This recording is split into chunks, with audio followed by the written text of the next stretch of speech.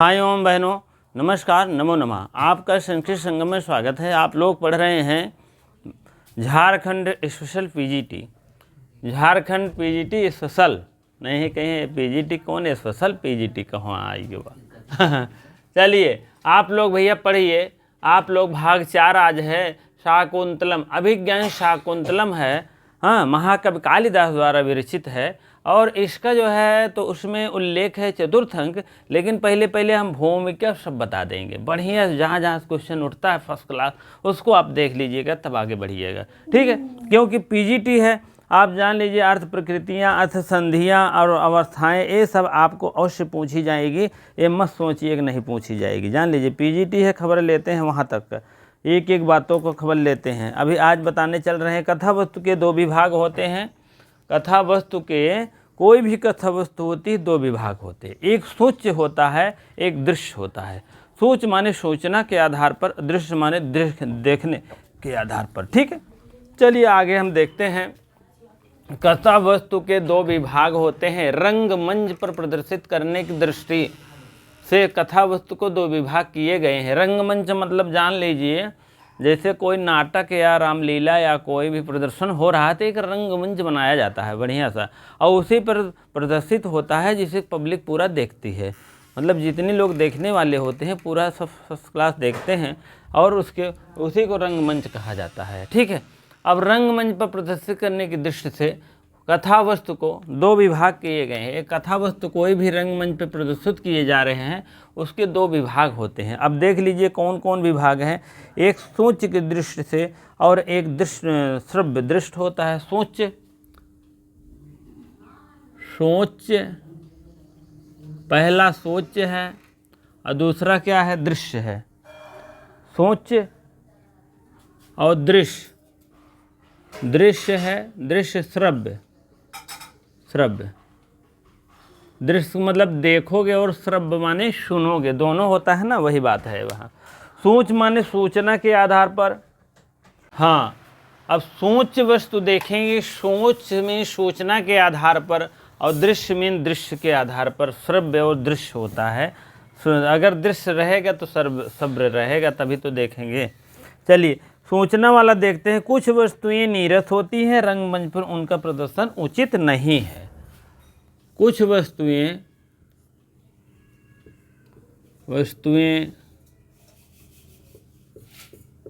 नीरस होती हैं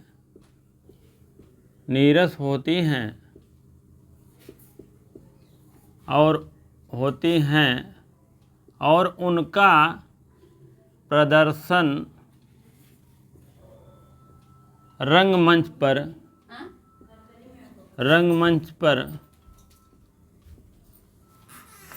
उनका प्रदर्शन रंगमंच पर उचित नहीं रहता है। उचित नहीं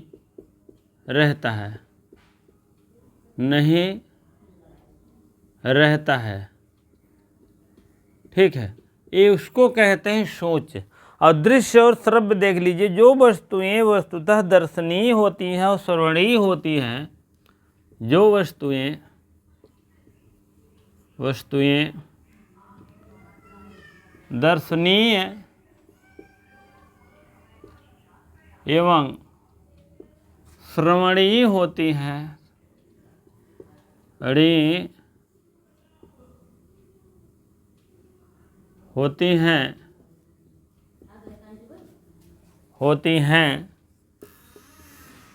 जो वस्तुएं श्रवणीय या दर्शनीय होती हैं तो उनका प्रदर्शन किया जाता है। उनका प्रदर्शन किया जाता है। कहने का मतलब अब समझ लीजिए थोड़ा। कुछ वस्तुएं ऐसी नीरस होती हैं और प्रदर्शन रंगमंच पर उचित नहीं है। अब आप समझ लीजिए क्या बात है। अब आप समझ लीजिए कि जैसे नीरस होती है, सोच में सूचना के आधार पर दिया जा सकता है। अब जैसे कह दिए राजा को लड़का पैदा हुआ, तो सोचने ही देंगे ना कि राजा को लड़का पैदा होते दिखाएंगे, नहीं दिखाएंगे ना। ठीक उसी प्रकार के जो वस्तुएं नीरस होती हैं उनको दिखाने में असमर्थता रहती है, सूचना के आधार पर कर देते हैं। ढम ढम ढम ढम बजाते हैं, राजा का जो है लड़का पैदा हुआ, हो गया ना। पता लगा कि और ऐसे होते जैसे आग और लग गई, आग लगते तो दिखाएंगे नहीं प्रदर्शन पर। हाँ, तो उसमें ये बता दिया जाता है कि राजा के यहाँ आग लग गई है, इतना नुकसान हो गया। हाँ, अब दिखा सकते हैं कुछ ऐसी वस्तुएं हैं, लगभग ऐसा टेक्निकल आ गया है, दिखा भी सकते हैं, ऐसा नहीं है, ठीक है, लेकिन कुछ चीज़ें तो नहीं दिखा सकते हैं। तो वही को कहते सूक्ष्म सूचना के आधार पर आपको बता दिया जाता है, हम आप समझ भी लेते हैं। चलिए, श्रव्य दृश्य श्रव्य क्या होता है? दर्शनीय होता है, श्रवणीय होता है। कौन? दो प्रकार के हैं। पहला तो आप सोचने के आधार पर जान जाते हैं, दूसरा आप दृश्य और श्रव्य के आधार पर। दर्शनीय होते हैं, दर्शनीय का मतलब पूरा फर्स्ट क्लास देख भी लेते हैं, और श्रवणीय मतलब सुन भी लेते हैं। तो ये तो रंग बन पर आपका प्रदर्शन हो जाता है, कोई दिक्कत नहीं होती है, ठीक है। चलिए, अब जो है फिर से इसकी बात हो रही है, सूच्य के आधार पर जान लीजिएगा। अब कह रहे हैं सूच्य वस्तुओं को जो सूचित किए जाता है, यही देख लीजिएगा, यही नंबर के आगे लिखिए, पहले या तो इसको डालिए, हम कहें नंबरिंग गड़बड़ हो जाएगा। चलिए, ठीक है। कह रहे हैं सूच्य वस्तुओं, जो सूच्य वस्तुएं हैं उनका उपायों से सूचित किया जाता है। सूच्य वस्तुओं को जिन उपायों से सूचित किया जाता है, सूच्य वस्तुएं जिन उपायों से सूचित किया जाता है, सूचित मतलब बताया जाता है, उसको कहते हैं अर्थोक्षेपक। क्या कहते हैं? अर्थोक्षेपक। अर्थ मीन अर्थ, उक्षेपक, यहाँ आप गुण संधि कर लीजिए बढ़िया सा। अर्थ धन छेपक, अर्थोक्षेपक कहते हैं, ठीक है। तब उसके बाद अर्थ मतलब वस्तु उक्षेपक सूचक, यहाँ लिख दीजिए वस्तु उक्षेपक सूचक, ठीक है। यह आपका ब्रैकेट में हो जाना चाहिए। और वह 5 हैं, जान लीजिए, वह 5 हैं।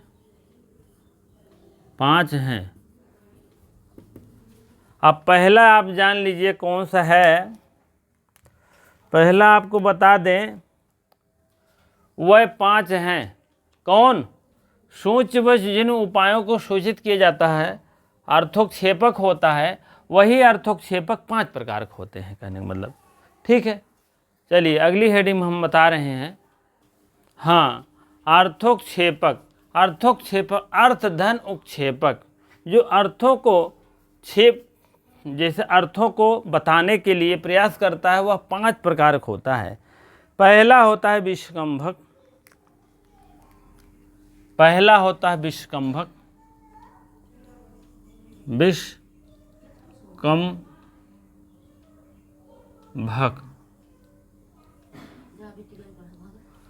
विष्कंभक ये, और दूसरा होता है प्रवेशक, तीसरा होता है चूलिका, और चौथा होता है अंकस्य, और 5वां होता है अंकावतार। पहला आप देखते चलिए, 5 प्रकार के तो है ही, ऐसे पहला देख लीजिए विष्कंभक। विष्कंभक क्या करता है आप देखिए। पहली बात, विष्कंभक भूत और भावी घटनाओं को सूचना देता है। भूत और भावी घटनाओं की सूचना देता है। अब भूत में क्या घटा है और भविष्य में क्या घटेगा सूचना देता है।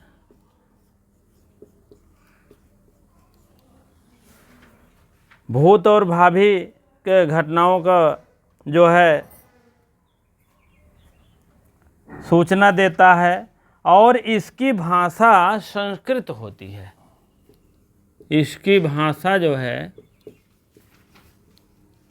इसकी भाषा कैसे होती? संस्कृत होती है, प्राकृत नहीं होती, संस्कृत होती है। इसकी भाषा संस्कृत में होती है, ठीक है। और यह कब आता है? इसकी भाषा संस्कृत होती है। यह मध्यम श्रेणी के पात्र द्वारा जो है गिना जाता है। ये मध्यम श्रेणी का पात्र माना जाता है, पात्र माना जाता है। ये हो गया है आपका। विष्कंभक जो है भूत और भावी घटनाओं को परिचित कराता है, देता है और भाषा संस्कृत होती है और मध्यम श्रेणी पात्र होता है। भूत मतलब कल क्या घटी थी, अब ये बताएंगे कि अब कल जो है कल जो है राम का वन गमन हो गया था। आज हम इसके आगे बताने से प्रयास कर रहे हैं। भूत और भावी घटनाएं को बताते हैं। कल ये अभी बताते रहे हैं, कोई भी सीरियल आता है तो जब शुरू होता है तो थोड़ा सा एपिसोड थोड़ा सा 1-2 मिनट पिछला दिखा देंगे, जिससे कि आप लोग समझ जाइए, तब जाके अगला कुछ दिखाने का प्रयास करेंगे, तब जाके कहानी शुरू होगी। तो वो क्या होता है? विष्कंभक का कार्य करता है। चलिए, प्रवेशक देख लीजिए क्या है। दूसरा आप समझ लीजिए प्रवेशक है। प्रवेशक कहने का मतलब है ये शुरुआत में आता है, प्रारंभ में। विष्कंभक जान लीजिएगा, जब अंक होता है शुरुआत, इसको लिख लीजिए कहीं, इसमें नहीं दिया गया, प्रारंभ में ही आता है। प्रारंभ लिख दीजिए, प्रारंभ नहीं, प्रारंभ में ही आता है। और ये कहाँ आता है? 2 अंकों के बीच में आता है। प्रवेशक मतलब शक, 2 लोग बैठे रहें, जाकर वहीं शक बैठ जाइए, प्रवेशक, वही हो गया प्रवेशक, ठीक है। चलिए, अभी इसमें से भी कुछ लिख। भूत और भावी की ये भी सूचना देता है। भूत और भावी की, भूत और भावी की घटना देता है। भूत और भावी घटनाओं की सूचना देता है, निम्न पात्रों में श्रेणी में होता है। भूत और भावी की सूचना देता है, लेकिन यह निम्न श्रेणी के पात्र होता है। इसकी भाषा हिंदी होती है। लेकिन इस जो है निम्न श्रेणी का, निम्न श्रेणी का पात्र होता है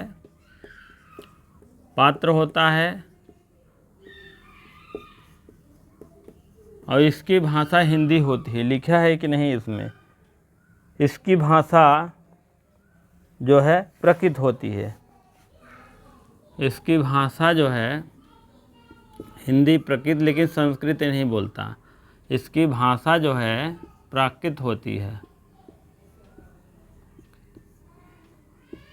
प्रकृत का मतलब अभी प्रकृत भाषा मिलेगा, प्रकृत होती है।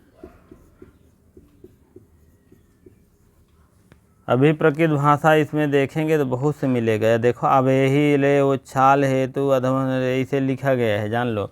जो भाषा आपके अभिज्ञान में न समझ में आए वही जान लीजिए कि आपकी प्रकृत भाषा है, ठीक है। प्राकृत होती है, प्राकृतिक होती है, प्राकृत से प्रकृत ले लिए हैं। और अब आप समझ लीजिए कि इसकी भाषा भूत भावी घटना ए भी दे रहा है, ए भी दे रहा है, दोनों अंतर नहीं है। थोड़ा सा अंतर जानते रहेंगे तो सही रहेगा।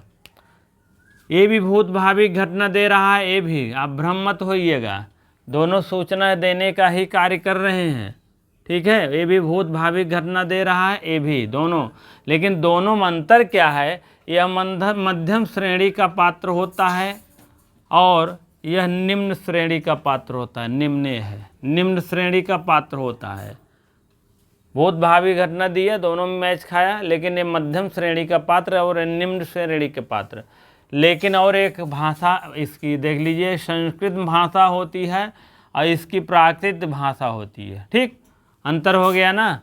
बहुत भाविक घटना तो दे ही रहा है, विस्कंभक भी दे रहा है, प्रवेशक दे रहा है, लेकिन प्रसंगक जो है इसकी भाषा संस्कृत होती है, इसकी पाली करें प्राकृत होती है, और यह मध्यम श्रेणी का पात्र होता है, निम्न श्रेणी के पात्र होता है। ठीक है, अब आप समझ में आ गया होगा। अब दूसरा देखिए क्या है, चूलिका। तीसरा चूलिका क्या काम है जानते हैं? जैसे कोई राजा के यहाँ लड़का पैदा हुआ तो चूलिका आई, ढम ढम ढम ढम ढम ढम ढम बजा करके बता करके राजा के यहाँ लड़का पैदा हुआ और जो है खुशियाँ मनाओ, ये है वो है, देश भर के ऐसे कहते हुए कुछ देर बाद चली गई, हो गया काम। यही है चूलिका। पर्दे से पीछे बैठे हुए पात्रों की घटना पर सूचना देता है। पर्दे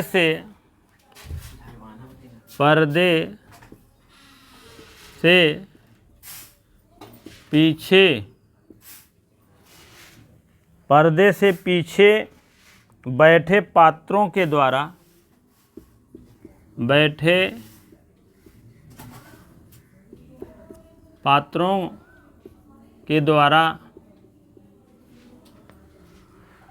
पर्दों के पीछे पात्रों के द्वारा वस्तु या घटना की सूचना देता है। वस्तु या घटना की सूचना देता है। अब चूलिका तो मतलब है, चूलिका काम वो भी है जो मैंने बताया है, ये नहीं को गलत बता दी है। ठीक है, वो चाहे पर्दे से पीछे बताई दें चाहे पर्दे के सामने आ जाएं, आती नहीं चूलिका आया राजा के यहाँ लड़का पैदा हुआ और कह के चला गया, उससे कोई लेना देना नहीं, सिर्फ आपको सूचना दे रही है बस। और दूसरी बात ये भी है, अभी नाटक, रामलीला, नौटंकी तीनों की बात कर रहे हैं हम। अगर आप देखे होंगे पर्दवक पिछुआ बैठा रहा थे एक जने, एकदम दत्त के बैठी हैं, तब उनका ना सुनाए थोड़ा और पर्दे से ऐसे दत्त जाते हैं। हाँ बताइए, राम रावण का युद्ध हुआ, हाँ जो भी है गीत संगीत के माध्यम से, हम तुम्हें छोड़ेंगे नहीं, हम तुम्हें जान से मार देंगे, और आगे बताइए, हाँ हम तुम्हें ऐसे कर देंगे, हम आपका नरसंहार करेंगे, हम लड़ाई करेंगे, हम युद्ध करेंगे। ठीक है, तो ये सब काम जो जो बताए हैं वो करते हैं। जैसे फिल्मों में डायलॉग होता है जो, तो ऐसा नहीं होता, उनका जो जो डायलॉग बोला जाता है वो पूरा लिख करके उनको मिलता बढ़िया सा, जान लीजिएगा। वो अपना रट कराते हैं, जैसे वो बोलेंगे वैसे वॉइस आवाज़ से एक बार फिट हो जाती है। एक बार तो दोनों लोग बोलते हैं फिल्मों में, जान लीजिएगा। जैसे जैसे उनका वॉइस रिकॉर्ड होता है, उनका भी होता है, नायक का होता है, नायिका का होता है, दोनों का चटापट होता रहता है। जवाब सवाल जो भी है, हंसी मजाक जो भी रहता है, लेकिन तब वही आवाज़ियाँ आती रहती, एक्शन भी करते हैं। जैसे जैसे एक्शन की ज़रूरत होती है, आवाज़ चलती रहती, वैसे वैसे करते हैं, जान लीजिएगा।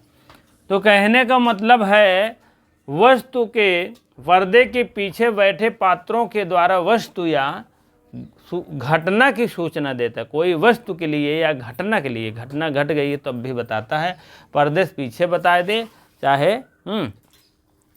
ऐसे एक नौटंकी में हम देखे थे, आपको बता दें तो कहें कि कुछ बात आए राजा के सामने, कहें धीरे से कहा करो, क्यों इतनी ऊंची आवाज़ में तुम बोलते हो? कहें जी हुजूर धीमे से बोलेंगे। राजा के यहाँ जो है नहीं, राजा के बैठे थे तो सब राजा के यहाँ नमक कम हो गया, तेज़ी से आवाज़ में, अरे राजा के यहाँ नमक कम हो गया, व्यवस्था किया जाए, ये है वो है, तो राजा डांटे उसको, अरे ऐसा करते हो, धीमे से बात बोलना चाहिए ना, तुम इतने तेज क्यों बोल रहे हो। तब जा कर के राजा के यहाँ आग लग गए। हाँ, तब आए और लोकपाल धीरे से करें, राजा आग लग गई। कहना रे बदतमीज, बताए क्यों नहीं। कहने का मतलब जो है ऐसे नहीं बताना चाहिए, जो जैसे ज़रूरत हो ऐसे बताना चाहिए। पर्दे से पीछे जो है, अब जैसे आपको राम लक्ष्मण सीता हनुमान जो भी रहते हैं मंच पर प्रदर्शन करते हैं, अब पता लगा कि जैसे जैसे आवाज़ पाते हैं वैसे वैसे बोलते रहते हैं, ये भी चूलिका की ही काम है।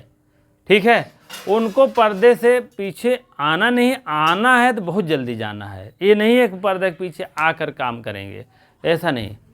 या पर्दे के अंदर ही बता सकते हैं, लेकिन वो चूलिका लड़का पैदा वाला एक बार आता है, इसे ढम ढम ढम करके चला जाता है, वो भी चूलिका माता है, जान लीजिएगा।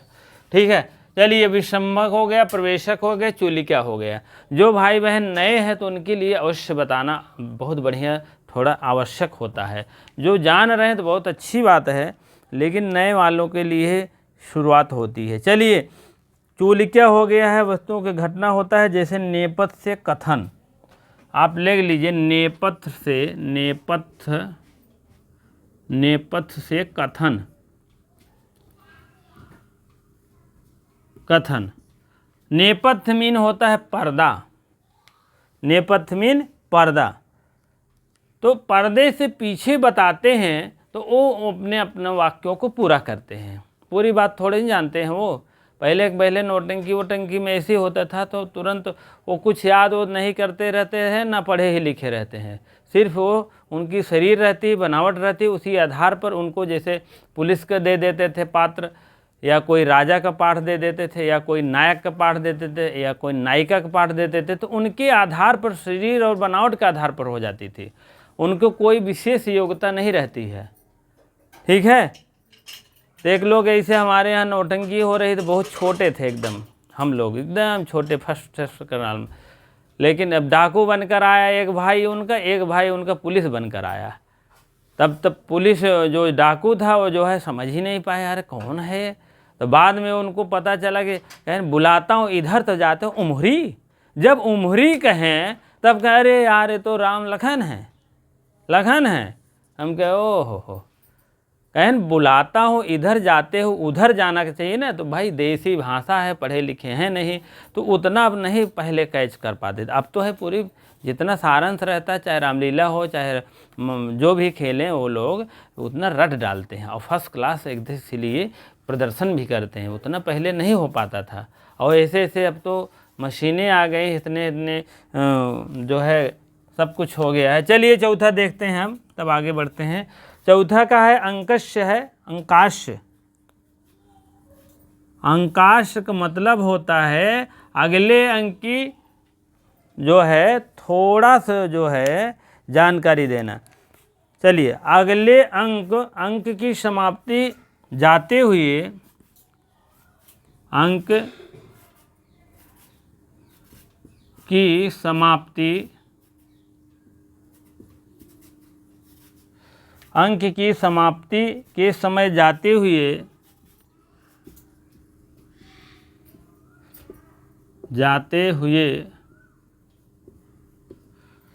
अंक की समाप्ति जाते हुए पात्रों के द्वारा अगले अंक वाली घटना,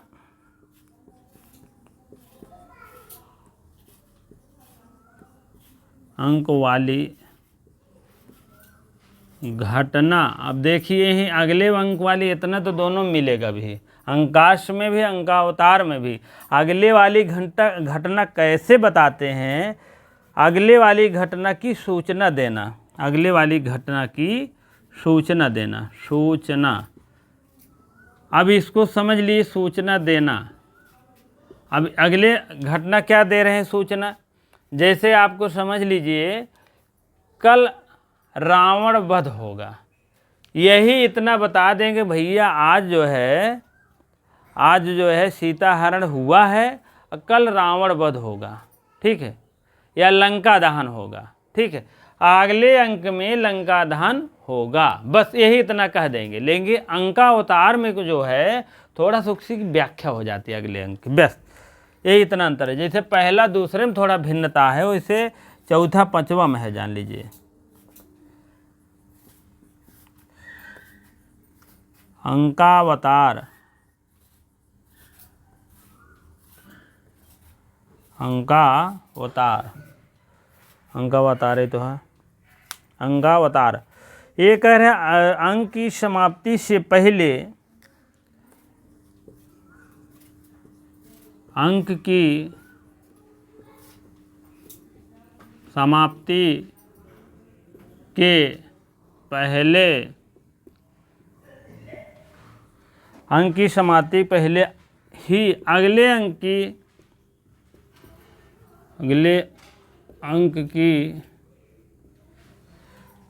अंक की कथावस्तु प्रारंभ करना, अगले अंक की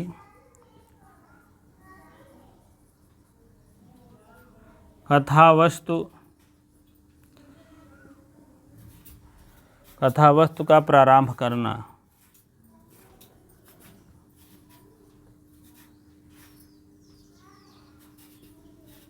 ठीक है, अब बातें समझ में आ गई होगी। अंकाश अंकावतार थोड़ा सा भिन्नता है, जान लीजिएगा। इसको देख लीजिए, नहीं समझ में न कहें वही बात है, यहाँ भी वही। अगले अंक की समाप्ति पर जाते हुए पात्रों के, अगले अंक की समाप्ति पर जाते हुए अंक के, हाँ, इसमें पात्रों की सूचना, पात्रों के अगले अंक वाली घटना को सूचना देना। इसमें क्या है, अगले अंक की समाप्ति के पहले अंक की कथावस्तु प्रारंभ करना। कहने का मतलब अंक की समाप्ति के पहले ही, जैसे अंक समाप्त हो रहा है ये, कि अगले अंक की कथावस्तु थोड़ा सा प्रारंभ कर देना। ये क्या है, अंक की समाप्ति के जाते हुए पात्रों के अगले अंक की वाली घटना सूचना देना।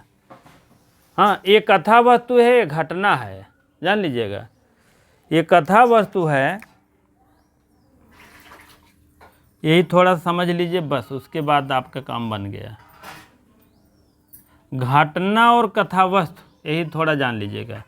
अगले वर्ष की घटना कहने का मतलब कल जो है अगले अंक की ये है कि कल सीताहरण होगा, जान लीजिएगा। ये आपकी घटना है, जान लीजिएगा। अगले अंक में कल हम लंका दहन होगा, ठीक है, रावण वध होगा, लंका दहन होगा। मान लीजिए अगले अंक की घंटा में बता दिए आपको कल सीताहरण या रावण वध होगा, जो भी है आपको समझ में आए। एक अंक जान लीजिए कि रावण वध होगा या लंका दहन होगा, एक घटना की बात है। लेकिन कथा वस्तु की अगले अंक में लंका दहन होगा और उसमें रावण मारे जाएंगे, रामचंद्र जी से और रावण में युद्ध होगा विशालकाय। ये सब बताने का जो तात्पर्य है थोड़ा विस्तारित, यह कथा वस्तु अंकावतार में होता है। ठीक है, अब नौटंकी की बात कर लें। अगले अंक में मान लीजिए रामलीला हो रहा है, कोई भी आपके यहाँ हो रहा है प्रदर्शन, एक अंक आपका समाप्त हो गया।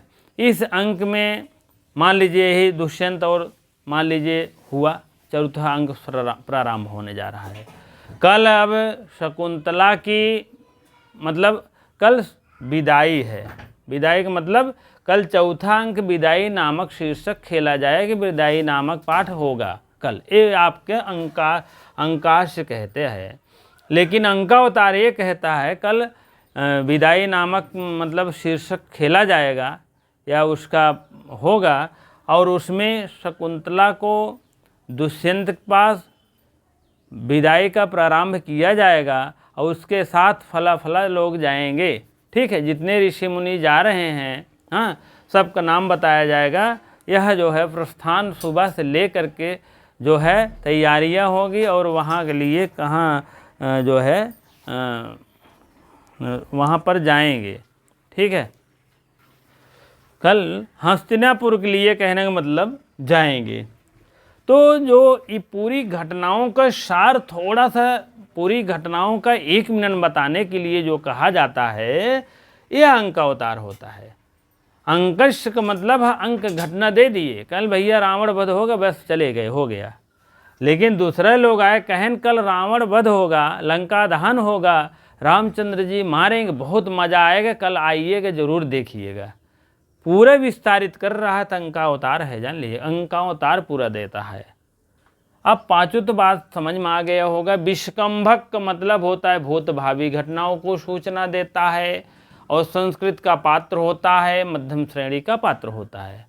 यही इतना लीजिए, भूत भावी संस्कृत मध्यम, यही इतना लिख दीजिए, हो गया। और प्रवेशक क्या है, 2 अंकों के बीच में आता है, ये प्रारंभ में आता है, जान लीजिएगा। प्रारंभ मतलब जैसे अंक का पहले ही अंक शुरुआत होगा तो विषकंभक आएगा, लेकिन प्रवेशक 2 अंकों के बीच में आके बैठ जाएगा। जैसे 2 लोग के बीच में तीसरवा आके बैठ जाए, वही से होता प्रवेशक। शक माने शशक जाई, जान लिया। 2 लोग के बीच में कोई अभी सीट है बस उसका, 3 लोग बैठ जाओ तो शक माने बीचवा में एक शशक गवा, तो वही है प्रवेशक, 2 अंकों के बाद ही आता है। और ये भी भूत भावी घटना देता है, प्रकृति का भाषा होती है, निम्न श्रेणी का पात्र होता है। ये उच्च श्रेणी का है, निम्न श्रेणी ये संस्कृत है, प्रकृत है। प्रकृत मतलब जो बोला जाता है, हिंदी समझिए। अचूली क्या जान रहे हैं, पर्दे से पीछे पात्रों को सूचना देता है कि आप ऐसे कहो, कहना कहा, पैसे दो पहले, ठीक है, मूर्छित ना हो। हाँ, तो तमाम ऐसे घटनाओं को आप लोग जानते होंगे, ठीक। अंकाश जान रहे हैं, अंक अवतार जान रहे। कल भैया ये अंक खेला जाएगा, कल जो है विदाई नामक शीर्षक खेला जाएगा, बस। और उसके बाद कल जो है, हाँ, अंकश हो गया। अंकावतार जो पूरी घटनाओं के विषय में थोड़ा सा दे देते हैं एपिसोड में, जान लीजिए, उसी को कहते हैं उसी को अंकावतार कहते हैं, ठीक है। कथा वस्तु को प्रारंभ करने से पहले पूरी कथा वस्तु के विषय में बता देते हैं, उसी को कहते हैं अंकावतार, ठीक है। जैसे कल कथा वस्तु आपका विदाई नामक शीर्षक, विदाई में आपका सबसे पहले जो है शकुंतला को जो है सब ऋषि मुनियों के साथ में और उनके साथ सब लोग जाएंगे हस्तिनापुर के लिए, प्रारंभ होंगे। तो ये सब पूरी घटनाओं को थोड़ा सा 1 मिनट में सार बता देने से क्या होता है, अंकावतार होता है, ठीक है। अगर थोड़ी सी घटना बता देते हैं, कल विदाई नामक शीर्षक खेला जाएगा, हाँ, तो जान लीजिए आपका सूचना देना का काम अंकश हो गया, अंकाश कहते हैं, ठीक है। चलिए, ये तो हो गई है अर्थोक्षेपक, 5 प्रकार के हैं। और कथा वस्तु के 2 विभाग है रंगमंच पर प्रदर्शित करने। जो पहले मैंने लिखा था उसमें आप ये जान लीजिए, रंगमंच पर प्रदर्शित करने के लिए यह जो है खेला गया था। रंगमंच पर प्रदर्शित करने के लिए 2 विभाग हैं, एक सूच्य होता है, एक दृश्य होता है। सूच्य में सूचना देकर हटा देते हैं, यही तो है सूचना। हाँ, सोचने वाला है, सूच्य है। अर्थोक्षेपक मतलब सूच्य है, सोच यहाँ आप लोग लिख लिया करिए, नहीं तो पहले विभाग चल रहा है, ठीक है। सोच मतलब अर्थोक्षेपक होता है। अर्थोक्षेपक 5 प्रकार के होते हैं, ठीक है। रंगमंच पर प्रदर्शित करने के लिए 2 होते हैं, एक होता है सोच, एक होता है दृश्य, दृश्य शब्द जिसको कहते हैं। अब सोच पूछा जाएगा, सोच में क्या अर्थोक्षेपक कहते हैं। अर्थोक्षेपक 5 प्रकार के होते हैं, यही 5 हैं आपके। और दृश्य शब्द जो है वो दिखा दिए जाते हैं, सुना दिए जाते हैं, जो उसका कोई भेद नहीं है, कहने का मतलब। अब अगला आपका है कथा वस्तु के 3 विभाग हैं, लेकिन सुनने और सुनाने की दृष्टि से है। इसको जान लीजिए कि आप रंगमंच पर प्रदर्शित करने के लिए 2 भेद हैं, इसको सुनने और सुनाने के लिए हैं जो 2 भेद, ठीक है। सुनने का मतलब सुनने और सुनाने के लिए कैसे हम लोग सुनते हैं और कैसे एक दूसरे को सुनाते हैं, कोई भी कार्य होता है तो, ठीक है। 3 विभाग दिए गए हैं। श्रव्य काव्य, श्रव्य श्राव्य मान ले सब सुने, और आश्राव्य मतलब नियत श्राव्य भी कहते हैं, कुछ लोग सुने। और इसमें 2 और आपका अगला भाग हो जाता है नियत श्राव्य, आश्राव्य, नियत श्राव्य। ये तीनों भेद होते हैं, अभी आप लोग तुरंत देखेंगे और समझ में आ जाएगा। सुनने सुनाने की दृष्टि से कथा वस्तु के 3 भेद होते हैं, सुनने और सुनाने की दृष्टि से। अब देख लीजिए 3 भेद कौन कौन हैं, ऐसे आप डायरेक्शन ले लीजिए ऐसे। पहला है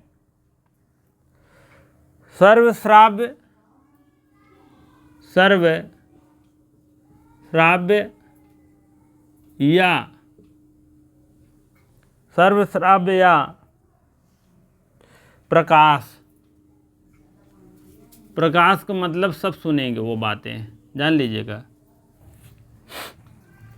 यह जो है प्रकाश का मतलब होता है प्रकाश, जो बात सबको सुनने योग्य होती है वह प्रकाश होता है। जो बात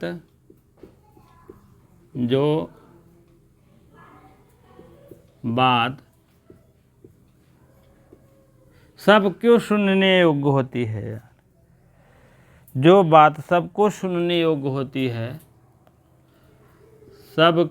अरे यार, सबको सुनने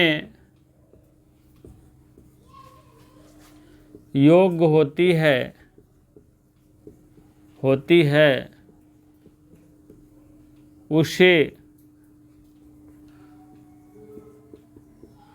उसे श्राव्य या प्रकाश कहते हैं।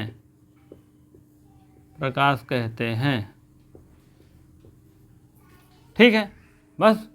अब दूसरा आपका है नियत श्राव्य, नहीं दूसरा नहीं है, तीसरा है अश्राव्य स्वगत। अश्राव्य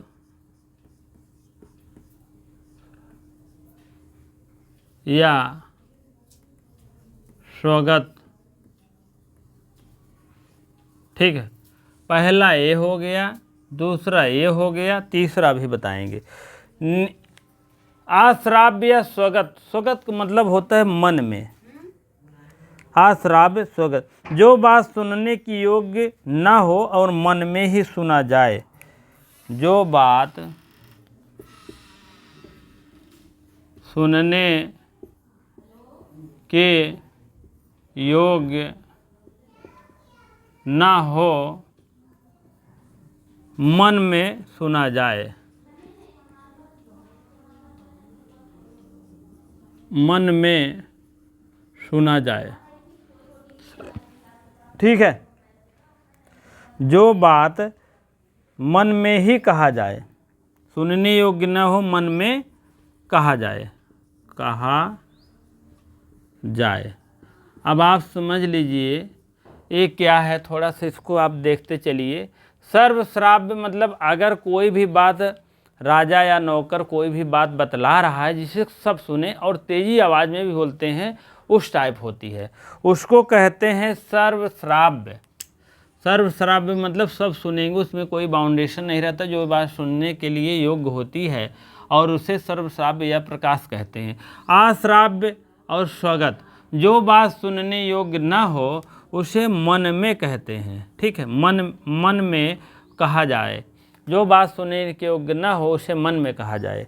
मन में क्या कहते हैं, अब आप समझ लीजिए। अब राजा वहाँ बैठे हैं, नौकर लगे हैं, फर्स्ट क्लास उनकी सेवा हो रही है, तो कोई भी मान लीजिए उनका सैनिक या उनका दुर्व्यवहारचारी आया और कहा है कि राजा के जो हार है, राजा के जो मतलब रानी है, रानी का हार चुराना है।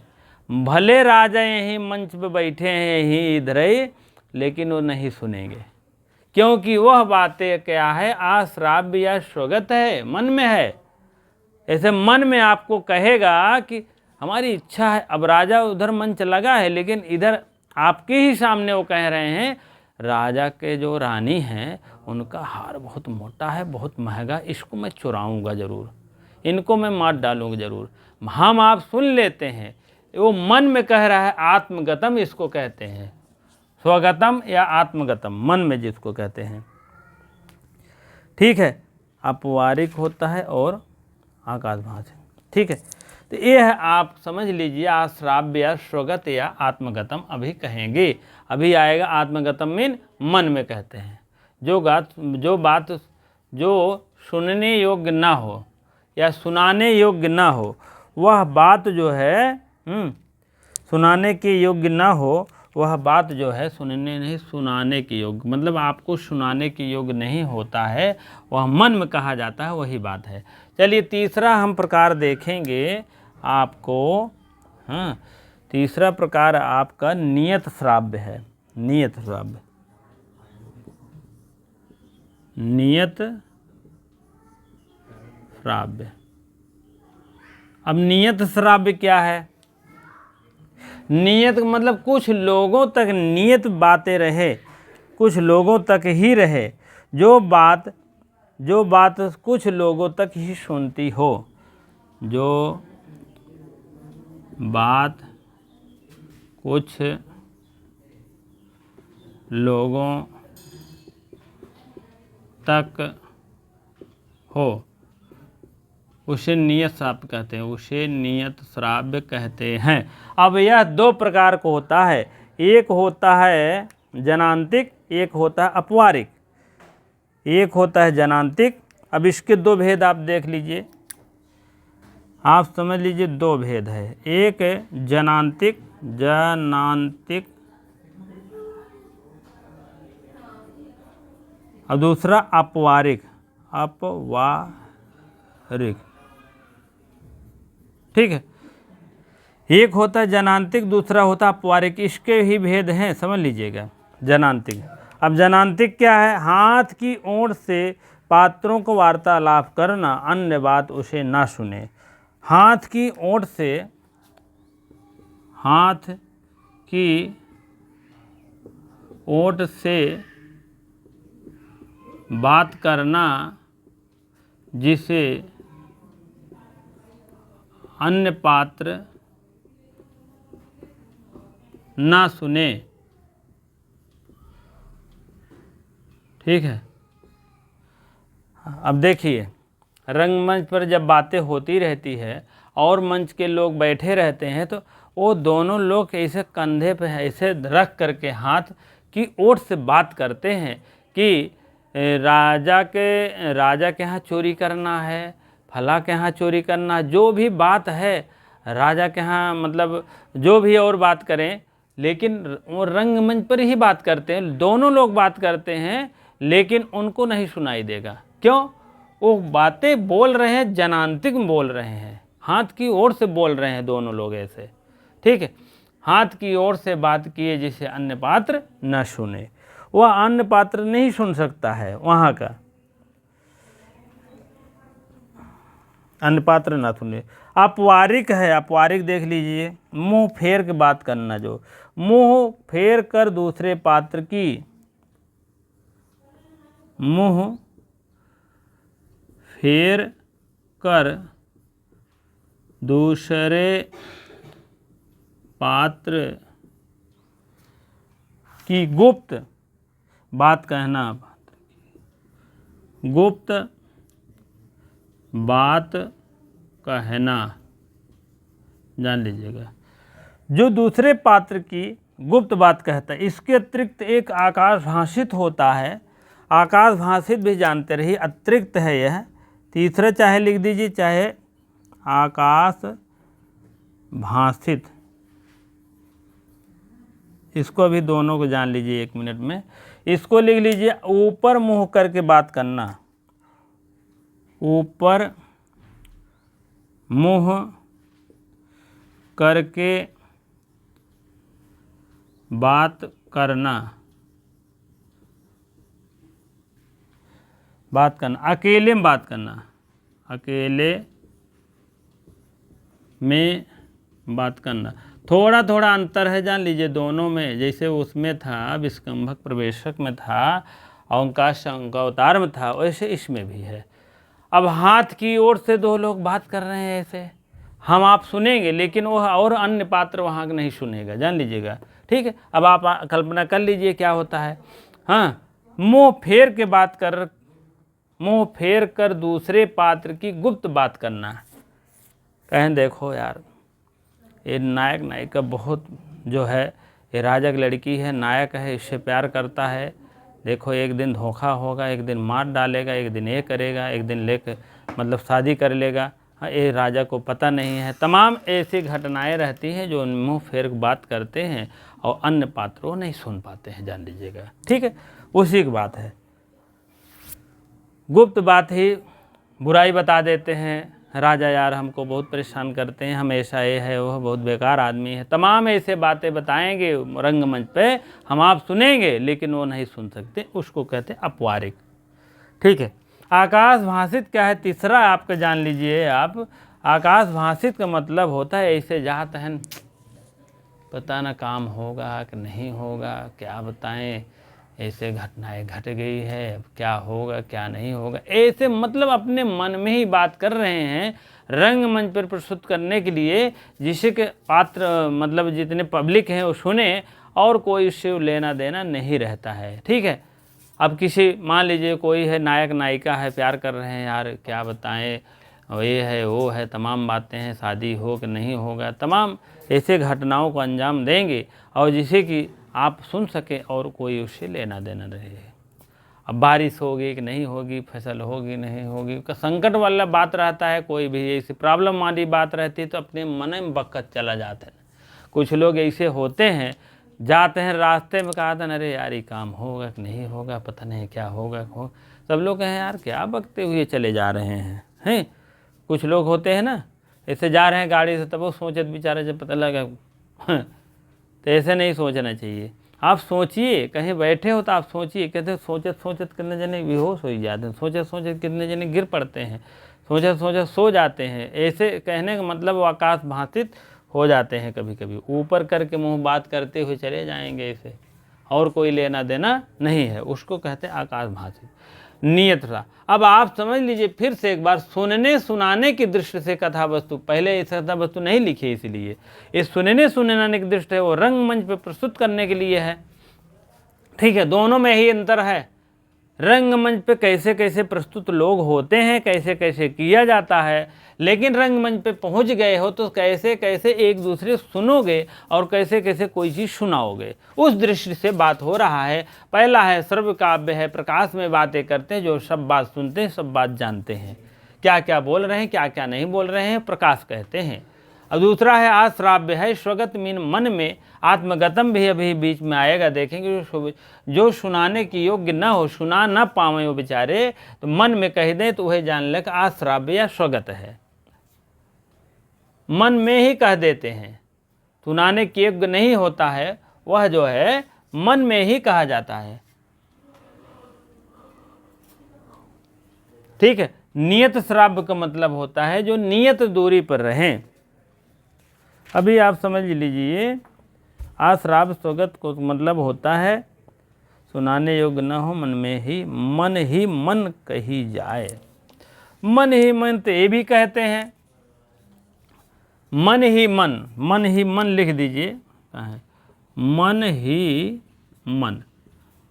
ही मन में कह ले हैं। ठीक है, तो ऐसे कोई भी बात मन में कह, लेकिन ये आकाश भाषित थोड़ा इससे मिलता है। ये भी मन में अकेले कहते हैं, लेकिन ये भी मन में कहते हैं, लेकिन ये मन में कह रहे हैं, पता नहीं राजा के यहाँ चोरी करें सफलता मिले कि न मिले, मन में कह रहे हैं। लेकिन यही बातें भी मन में कह रहे हैं, लेकिन ऊपर मुँह करके, पता नहीं जा रहे हैं काम होगा कि नहीं होगा, अपने मतलब मन में ही ये भी बात कर रहे हैं, लेकिन आकाश भाषित है, मुंह ऊपर करके बात कर रहे हैं, जान लीजिएगा। थोड़ा सा अंतर है, आश्राव्य और आकाश भाषित में थोड़ा सा मन है। स्वगत मतलब अपने मन में ही कह रहे हैं, चोरी करेंगे सफलता होगा कि नहीं होगा, राजा है महाराजा है, जेल जाएंगे, ये होगा वो होगा, तमाम बातें होती है, तो आश्राव्य या स्वगत कहते हैं। नियत श्राव्य में कुछ लोग तक ही नियत होती है, नियत मतलब एक दायरा होता है उन दोनों लोग का। जनांतिक होता, हाथ की ओट करके ऐसे बात करते हैं, ये देखो हम दोनों लोग प्यार करते हैं और कोई समझ न पाए, ऐसे ऐसे मतलब नियत श्राव्य कहते हैं, जनांतिक कहते हैं इसको। ठीक है, जनांतिक में नियत श्राव्य है। अपवारिक क्या है, हाथ की ओट है, मुंह फेर के बात करते हैं, ऐसे बात कर रहे हैं राजा से ना, कहें नहीं ये बात नहीं होगी, राजा नहीं मानेगा, ये है वो है, तो राजा बगल में है लेकिन वो नहीं सुनेंगे। ठीक है, आकाश भाषित मुंह ऊपर करके बात कर रहे हैं, चले जा रहे हैं, बात कर रहे हैं, तो वो अपवारिक होता है। ठीक, गाँव भी ऐसे होते हैं, अपवारिक बहुत ऐसे बात करते हैं। ठीक है, अब तो बात समझ में आ गई होगी तीनों। अब जो है अब आप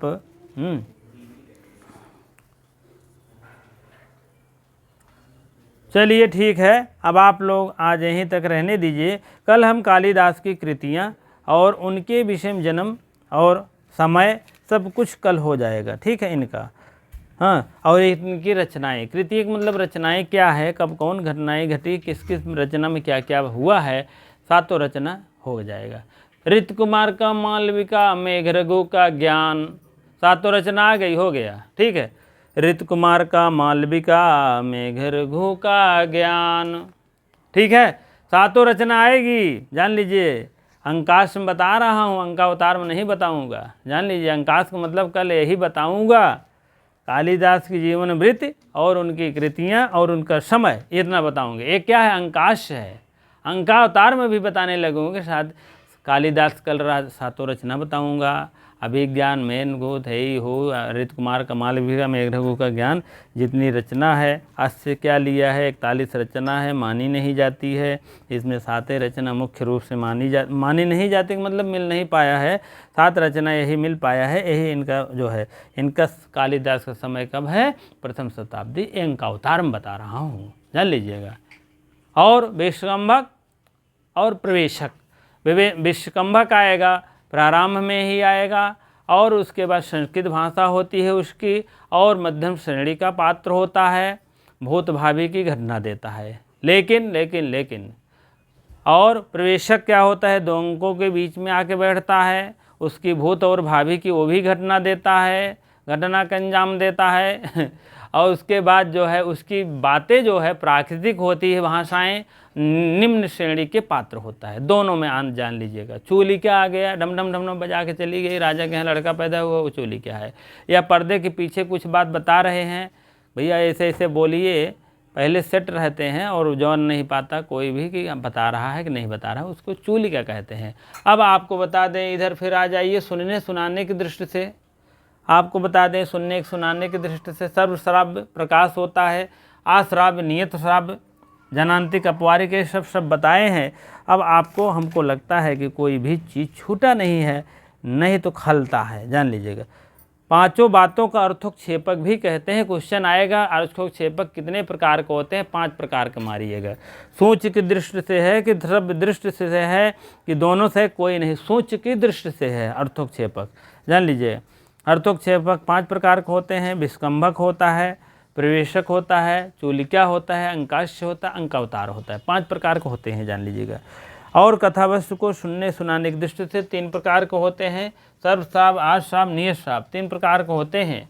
ठीक, नियतश्राव कितने होते हैं पूछा जाएगा। जनांतिक, अपवारिक होता है, और एक आकाश भाषित भी होता है। ठीक है, इसी प्रकार से आप लोग, हमें आशा है कि एकदम पूरा राइट कर लेंगे। फर्स्ट क्लास 1-2 क्वेश्चन जरूर आता है, इसलिए मैं बता रहा हूँ।